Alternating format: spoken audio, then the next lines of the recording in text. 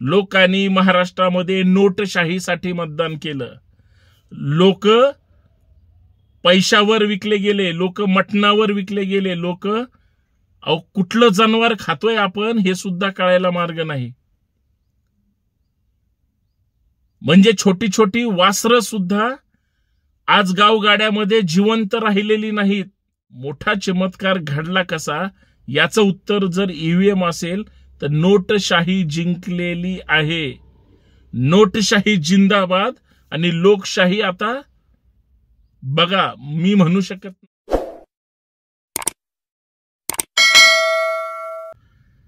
निवडणुका झाल्या, उमेदवाराला विचारलं किती पैसे खर्च झाले.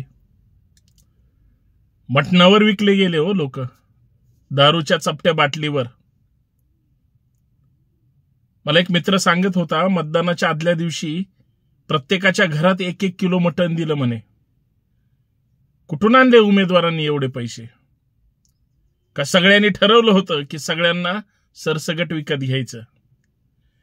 ईव्हीएम मशीननं घात केलेलंच आहे. ईव्हीएम मशीन मध्ये गडबड झालेली आहे. कारण तुम्ही कुठल्याही व्यक्तीसोबत चर्चा करा,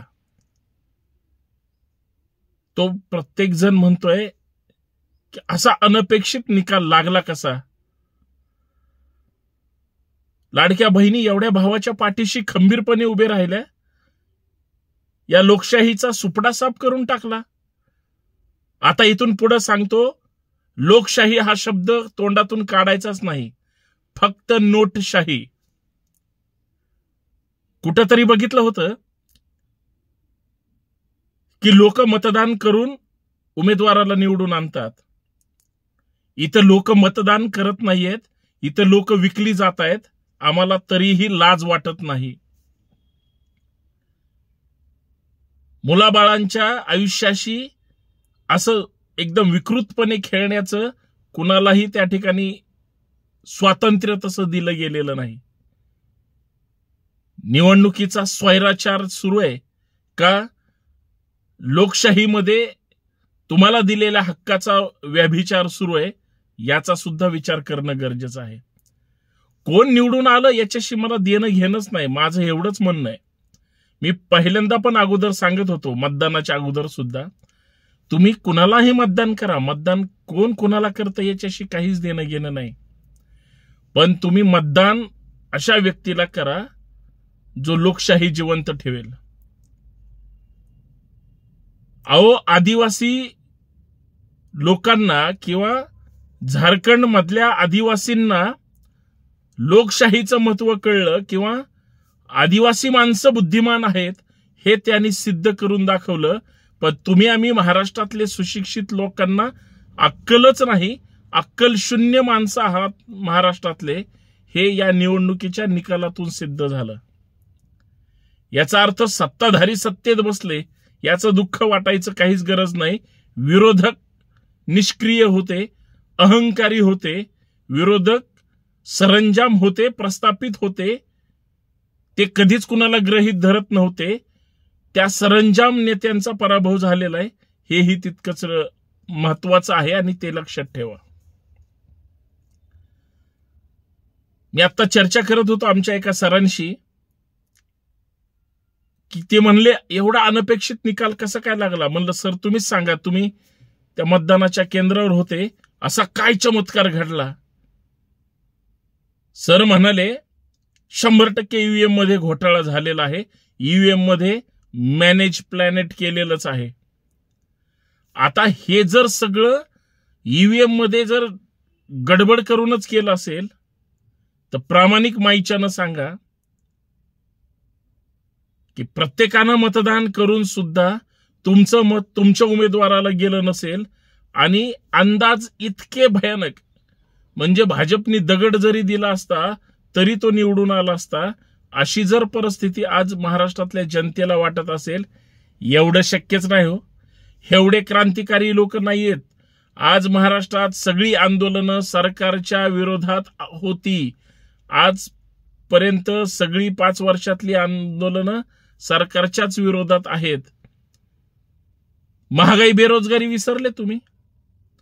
अहो, त्या शेतकऱ्याला जाऊन विचारा बांधावर, म्हणजे सोयाबीनचा भाव 8,000 8,500 असला पाहिजे, तो सोयाबीनचा दर आज 3,500 किंवा 3,700 रुपयापर्यंत आलाय.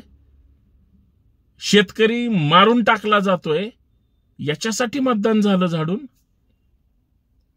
का? 1,500 रुपये त्या ठिकाणी लाडक्या बहिणीच्या निमित्तानं फक्त मिळाले म्हणून तुम्हाला फार गोड वाटलं. अरे तुमच्याकडूनच घेतलं जातंय आणि तुम्हाला दिलं जातंय. बहिणीला एवढी सुद्धा काही वाटत नाही. स्वतःचा नवरा म्हणजे काहीच काम करत नाही, मुलांच्या हाताला रोजगार नाही, त्याचा रोजगार त्या ठिकाणी गेलाय, तुझं घर चालू शकत नाही.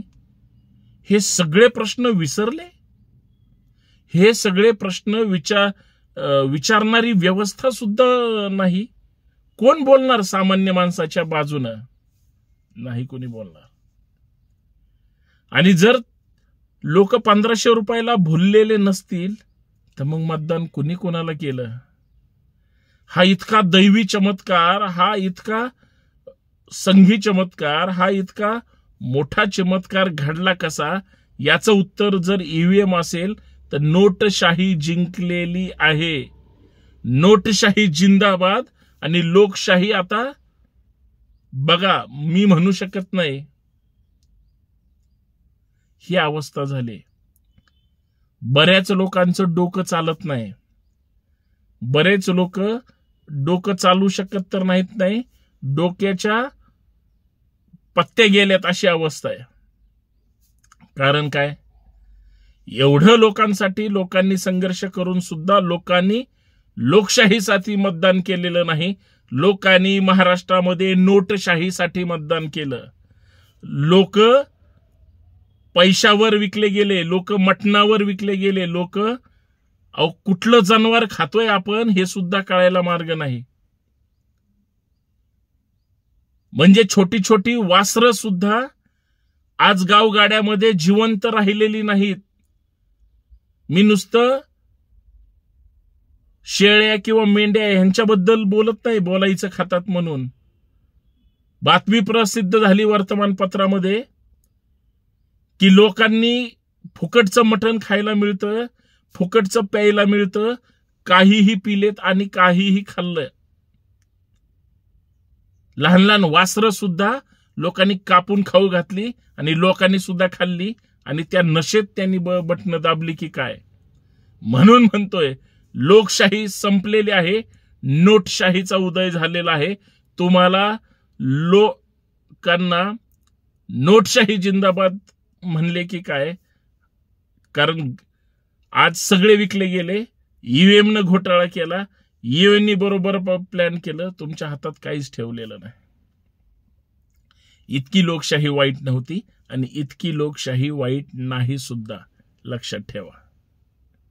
काय मिळालं लोकांना असं करून माहित नाही, परंतु कुठल्या दिशेने महाराष्ट्र चाललाय हे सुद्धा विचार करणं गरजेचं आहे. आणि सगळ्यात महत्वाचं, ज्या चळवळी आहे, चळवळीतले कार्यकर्ते आहेत, त्यांचा तर या पुरोगामी म्हणणाऱ्या नेत्यांनी आणि सरकारने सुद्धा म्हणा, पुरोगामी चळवळीतल्या कार्यकर्त्यांचा चोथा करून टाकलाय. फक्त वापरायचं आणि फेकून द्यायचं. कधी त्यांची दखल घ्यायची नाही, त्यांची विचारपूस करायची नाही, त्यांच्या पाठीशी उभं राहायचं नाही किंवा त्यांना साधं बळ सुद्धा द्यायचं नाही. कदाचित कार्यकर्त्यांना संपवण्याचाच, कार्यकर्त्यांना आपलीच आडवान आपली जिरवा, ही जी संस्कृती आहे याला पुरोगामी नेते 100% फसलेले आहेत आणि प्रतिगामी यशस्वी झाले, हे विसरता येणार नाही. धन्यवाद. जय जिजाऊ, जय शिवराय. सबका भला हो.